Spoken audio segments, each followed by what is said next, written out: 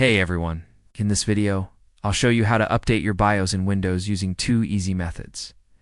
Now, BIOS updates often come with security patches, bug fixes, and new features, all of which help keep your system more stable and secure. First, open the ASUS app. Click on System Update. My ASUS will automatically check for updates and list anything new for your system. Look for the BIOS update, select it, then click Update Selected Items. You'll see a screen with the update. Details, go ahead and click Confirm to start the download. Once the BIOS file finishes downloading, click Restart to begin the update. Process. Then click Confirm again to continue. Make sure your laptop stays plugged in the whole time. Don't unplug it during the update. When it's done, click Confirm, and you're all set.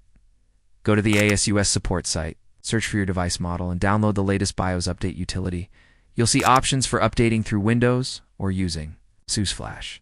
If you choose the Windows version, just double-click the file to open it. A setup wizard will guide you through the whole process. Just follow the steps. Click Finish when it's done, and that's it. Your BIOS is now updated. If you run into any issues, feel free to contact ASUS customer support for help. Don't forget to like this video and subscribe to the ASUS support channel for more easy tech tutorials. Thanks for watching.